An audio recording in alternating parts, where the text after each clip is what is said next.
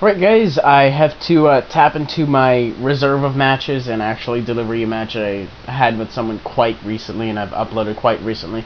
But it was a little bit of a better match than the one I uploaded last time. It was a standard match versus dragongarchomp12. And we'll just go ahead and play it back. I actually had a lot of fun in this match, from the looks of it, since I barely remember it at all. And I watched it through and I was like, hey, you know, this is actually a damn good match. So he leads with his Choice Scarf Azel trigger. You know how that fucking goes. And he gets Specs, I get Scarf, but we're still locked into our moves because we just gave each other choice items. And I go for the Signal Beam, fortunately enough to take it out, but that means I have absolutely no hope of getting my Specs back, so all I'm gonna be is just a potent revenge killer. Well, semi-potent at best, because I don't really have the Specs boost anymore. You know how it goes. I mean, I can revenge kill like +1 or 2 DDers and shit since my speed's like 600. Anyways, I bring in Gyarados right now to threaten the Scizor, and he knows he's going to get a free setup turn. So I just bring in Gyarados, go ahead and try to taunt the Scizor so it can't Swords Dance anymore. But I actually end up taunting his Umbreon, so he decides he's going to get out. Since I know Umbreons usually tend to be all about support moves, I decide to go for the free Dragon Dance right there. And then we'll just go off of that. Kingdra comes in, I go for the Stone Edge and I miss, and then I go for the second Stone Edge and I miss, which really sucks. So now I have 2 Stone Edge misses. I probably could have had it in the red, if not dead, especially with the +1 Dragon Dance. I don't know, I haven't run numbers, but it really would have helped, to say the least. Because right here, if I connected with at least one of those, I probably could have killed it off with an extreme speed, instead of gambling on taking the Outrage, boosting up with Swords Dance, and then going for close combat, as you're going to see in this turn after. To be honest, I didn't really have a counter for this thing. Kingdras are fucking scary, what can I say?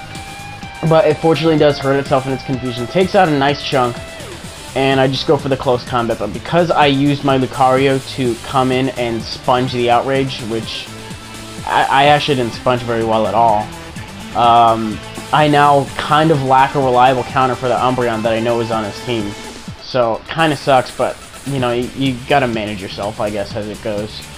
I go for the extreme speed on the Scizor because I know he's gonna go ahead and try to bullet punch or set up, and I'd rather get some kind of damage versus trying to risk the close combat and, you know, him going for the bullet punch and then I just don't get anything out of it. So, bring in my Shaman, go for the Earth Power because I know I can take a bullet punch. He surprisingly doesn't go for it, and because I'm Life Orb Shaman, that's actually gonna do a nice amount of damage and go ahead and clean him off. So, it's all good. And his Umbreon comes back in. I know Umbreons tend to be a little bit more specially bulky if they're running the curse sets, but I'm still loving that damage. That's, you know, that's going to be like a 3-hit KO with leftovers, so that's great. And, you know, with Seed Flare's 40% spec D-drop, it's only going to come even closer, especially if I can get one of those. He goes for 1 curse, and I don't kill him off on this turn, and then he actually passes it to a Snorlax, and I'm like, well, shit, Snorlax's Spec D is actually really good. His defense is, you know, kind of bad, but buffered by his HP, I guess, so he's kind of turned this thing into a little bit of a tank. So I'm going to go to my Umbreon and see what I can do. I was going to try to Toxic it, because they normally carry Thick Fat over immunity, but I get the Pair Hacks on it, which, you know, isn't something I really wanted. I just wanted something to take that Body Slam. And, I don't know, the Pair Hacks doesn't even really come into play later versus him. You'll see that I get the shit Pair Hacks out of me because of that, so I really shouldn't have made that switch. But, because I'm slower now, thanks to Curse and thanks to, Paralysis, he's able to Moonlight back up. And I think, you know, I'll go for the Payback, just to see how much it does. I don't know. And then I gauge damage, and it did, like, nothing. Like, seriously nothing. So I do have Toxic on this thing, but I don't think I went for it on this turn.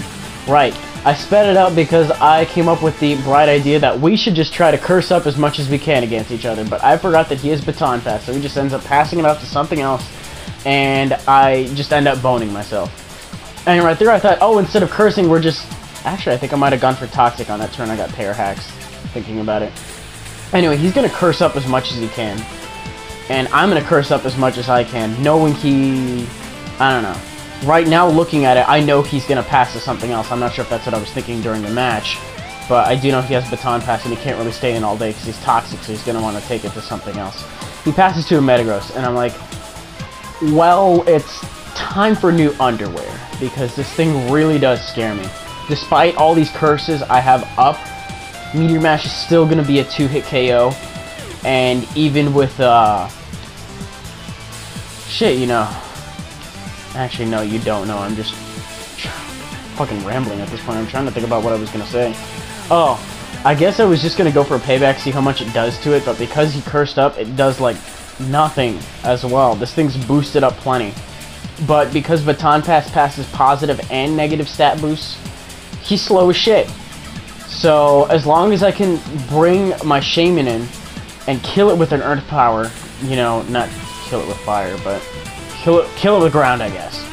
And that actually works. So, I'm really grateful that I was actually able to cut through the other defense in one shot and not lose my Shaman in the process. He goes back to his Umbreon, which packs Sucker Punch, oddly enough. I mean, it makes sense with the curse, but it's still not really a move you really see that often, I guess, and attempt to give Umbreon some stab priority that'll actually do this amount of damage. Fuck if I know. Anyways, I go for the Seed Flare. I do get the Spec D-Drop, which is great, and he actually just Moonlights up. After this turn, I'm going to predict him to switch out, because I know he's not going to want to take another Seed Flare, and, you know, stay in and just eat it, and then have his Snorlax be vulnerable to whatever my last one happens to be, which I think I reveal right now. Like I said, I did predict a switch, but he actually goes for the Sucker Punch instead. I guess just as a last-ditch effort to try to get some damage on me before he dies. And I'm going to go for the Swords Dance now so I can be boosted for when Snorlax comes in. Because I know no matter how much he curses, Toxic is always going to be great help. If he switches into Snorlax, it's not going to want a +2 Earthquake. So I've almost checkmated him at this point. And he doesn't go for Sucker Punch to get damage at this point because he, I don't know, I guess he thought he might have lived it, but I'm +2 in its stab, so whatever. Or he just left it in his fodder. It's all good. I go ahead and boost again on Snorlax, knowing I can take whatever it's going to throw at me unboosted because Gliscor is just a champ like that. So I'm at +4, and since Snorlax's defense is really only buffered by the fact it has good HP, like I said before, I'm going to go for the +4 Earthquake and hope that it takes it out. I don't remember if it's a 1-hit KO or a 2-hit KO. Fortunately, it turns out to be a 1-hit KO. So it was a really good game. I actually had fun with this one, which is why I saved it, even though I fought him fairly recently. And that should be it for now. My Ace card is actually coming in next week, so that'll be fun. I can go check the mail. I think my SD card came in, so now I won't have to have Black and White and Heart Gold and Soul Silver on the separate SD cards, because God knows I tend to lose those things. Anyway, I'm rambling. That's today's game. I will hopefully see you guys with a Let's Play episode or something like that sometime soon, so stay tuned.